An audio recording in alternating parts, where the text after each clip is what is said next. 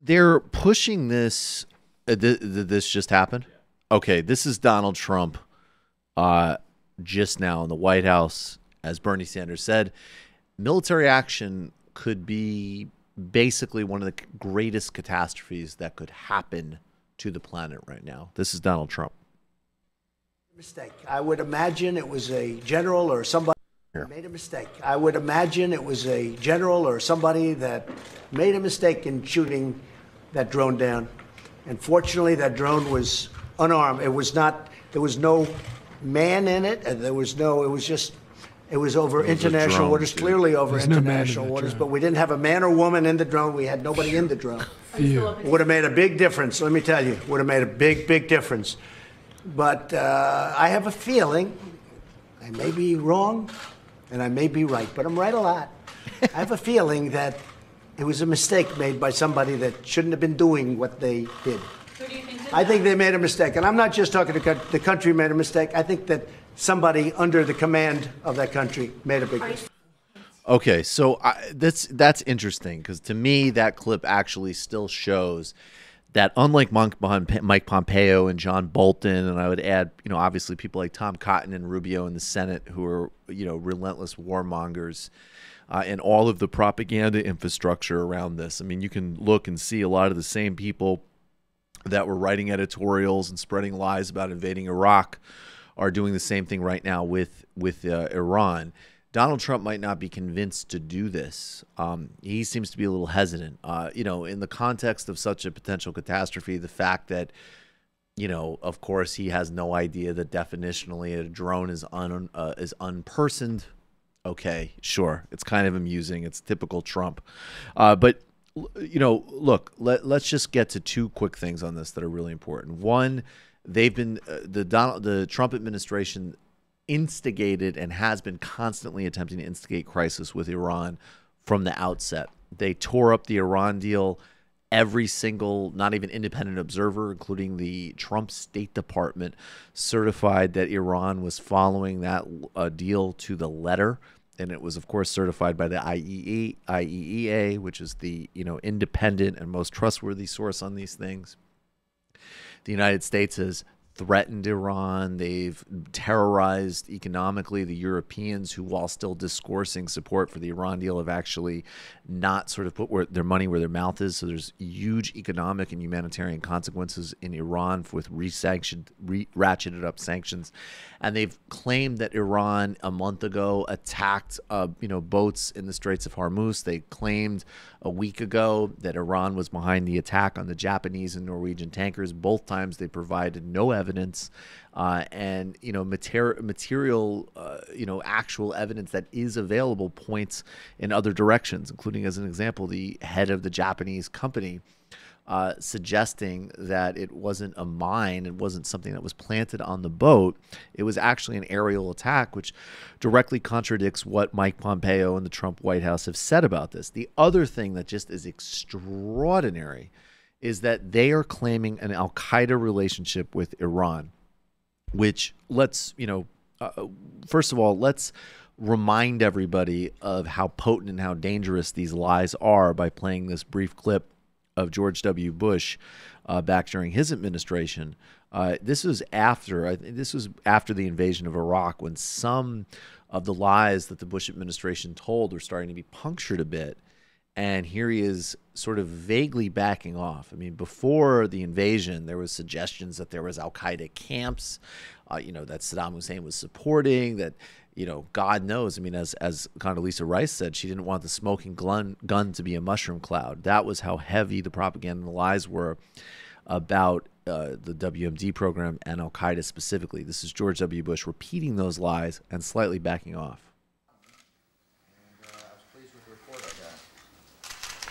The U.S. economy is strong and it's getting stronger. People are, because these people have been out in the field and talking to people, talking to small business. Oh, the reason I keep insisting that there was a relationship between Iraq and Saddam and Al-Qaeda, because there was a relationship between Iraq and Al-Qaeda.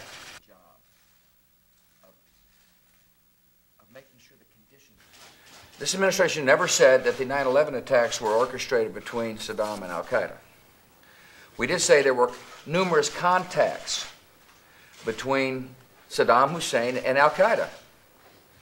For example, Iraqi intelligence officers met with bin Laden, the head of al-Qaeda, in the Sudan. Of course. There's numerous contacts between the two.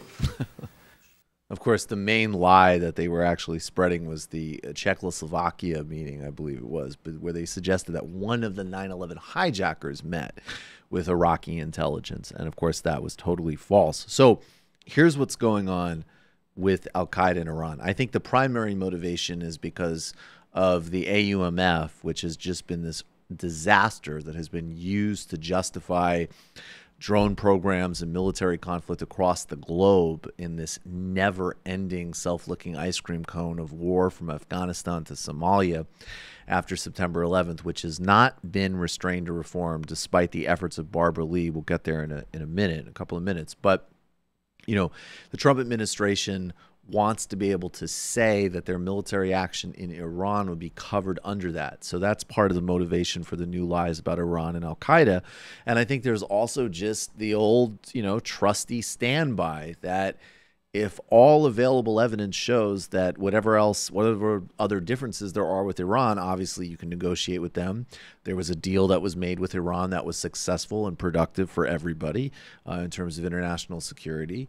That you're going to need to sort of reach to a big lie to justify belligerent policy with regards to Iran. So let's get specific about this. After September 11th, when the United States started bombing Afghanistan and the Taliban government fell, al-Qaeda members fled. And some of them, in fact, did flee to Iran. They were, in some cases, allowed to stay in Iran by the Afghan border. The Iranian government restricted their communications with other members of al-Qaeda and basically held them in some sort of basically kind of detention type of situation. This also happened in the same period of time where the Iranians were also sort of unofficially helping the United States because al-Qaeda and the Taliban were enemies of the Iranians, most basically on the Shia-Sunni divide, which most people seem to still not understand, even after like 20 years of bombing Middle Eastern and other and Muslim countries. I'm just going to quote briefly from Daniel Larson, who writes on this, I will say very well for the American Conservative, just really briefly here. It's important to emphasize here that Pompeo is not simply exaggerating things when he claims that Iran and al-Qaeda work together. He's grossly distorting into the opposite of what the evidence shows. He is lying. Iran hawks have desperately sought to invent ties between Iran and al-Qaeda to further their aggressive policies against Iran, but it isn't true and no one's falling for their deception this time.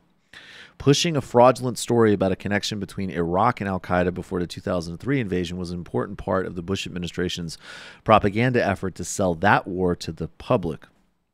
Now, he goes forward to basically say that essentially that some people, and this is going towards Rouhani basically, that they might be allowing some al-Qaeda people to stay there in a non-operational way as a leverage and a potential negotiation point to be able to be turned over to the United States or other international authorities. But again, and also their own security self-interest, because don't forget, and there actually was a terrorist attack in Iran about a year or two ago that was conducted by an ISIS group that certainly officially, you know, Sunni extremist elements would be opposed to Iran. And of course, this is demonstrated very amply where in Syria, the Iranians are fighting and killing and being killed by al-Qaeda affiliates on a daily basis in the proxy war there. So the prime relationship between Iran and al-Qaeda is on opposite sides of the Syrian proxy war. And in fact, the United States is a bit more, at least unofficially, aligned with some al-Qaeda, at least adjacent groups there. The declassified documents show that bin Laden was always very concerned about what Iran's position was.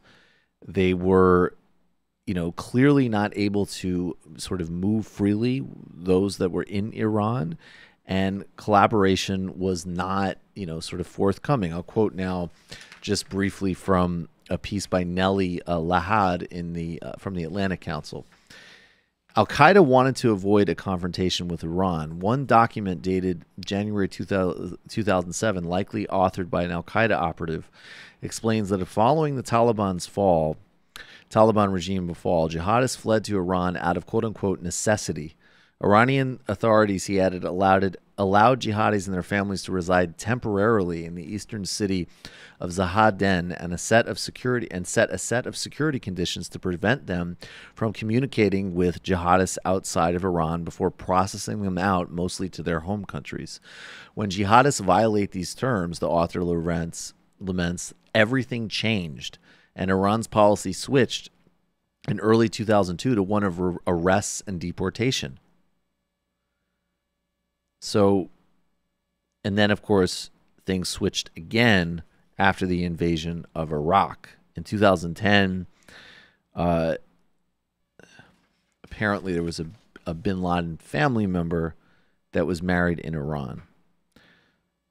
So,